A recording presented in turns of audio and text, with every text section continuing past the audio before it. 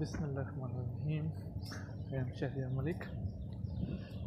तो गाइस, एक बड़े से बात आपसे आज बात कर रहा हूँ। काफ़ी बीच में गैप आ गया था, समहाउ देर दुरुस्त है।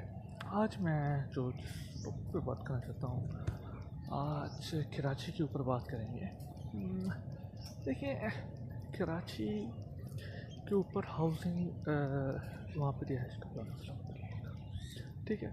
तो उस पर मैं आज एक आर्टिकल पढ़ रहा था न्यूज़पेपर के ऊपर कि वहाँ पे इस वक्त जो कराची की आबादी है तकरीबन 2.5 करोड़ है, जो कि ऑन पेपर है।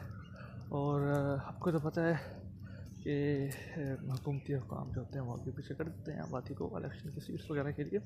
तो मोस्ट एक्सपेक्ट किया जा रहा है कि 3 करोड़ से ऊपर है आबादी। तो आप देखिए, इतनी बड़ी आबादी वाला शहर, और उसके जो बाकी अगर सूबों में देखें तो बलूचिस्तान को जो सबसे बड़ा सूबा है रकबे के लिहाज से, उसकी आबादी 1.5 करोड़ है। और खैर पख्तूनख्वा उसकी आबादी जो है वो 4.5 करोड़ है।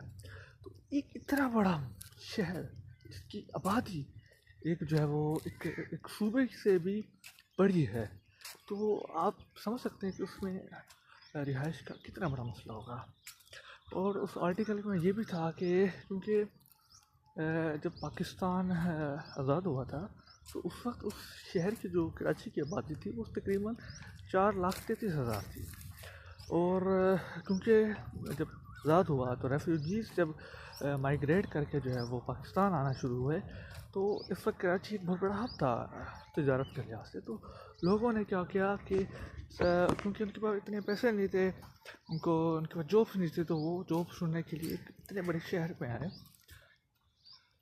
मगर आप ये देखें कि जब इतनी बड़ी आबादी एक आज़ादी के बाद लोग वहाँ पे आना शुरू करेंगे तो विद इन ईयर्स उसकी आबादी डबल, मतलब कि 3 गुना बढ़ना शुरू होगी। और 1951 के अंदर उसकी आबादी जो है 1 मिलियन से भी क्रॉस कर गई थी। ग्रेजुअली जो है उसकी आबादी बढ़ती गई, और अब 2026 के अंदर उसकी आबादी जो है 3 करोड़ से भी बढ़ चुकी है।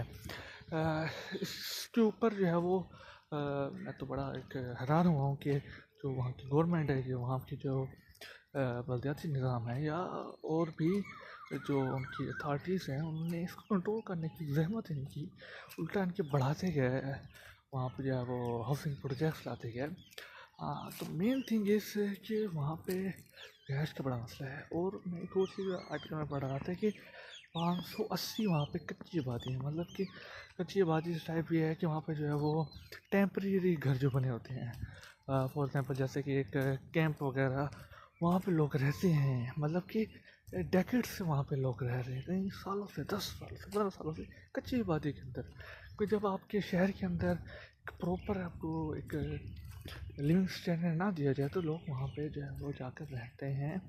और because there is no way to live in the city, इस वजह से जो है वो वहाँ पे मुश्किलात का सामना भी करना पड़ रहा है। But there is no concern about government कि उनको कंसर्न ही नहीं है कोई वहाँ पे।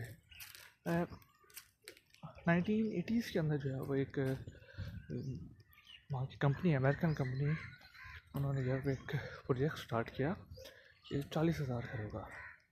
बट आपको पता है वहाँ पे माफिया टाइप लोग होते हैं, तो 40,000 घर से 10,000 घर पे आया। बट वो भी जो है वो डिज़र्विंग कैंडिडेट्स को जो है वो नहीं दिया गया।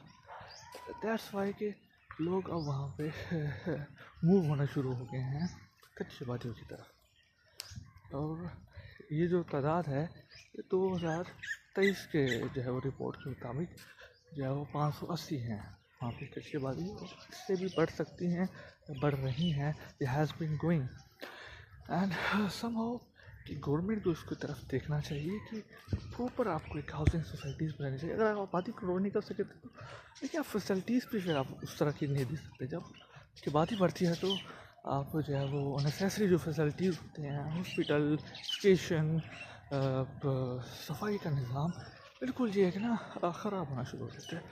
और ये या तो फिर कराची के अंदर कोई एमरजेंसी लगाएं, या उसको एक अलग सूबा डिक्लेयर करें, या उसके अंदर सिस्टम तब बढ़ेगा। Thank you.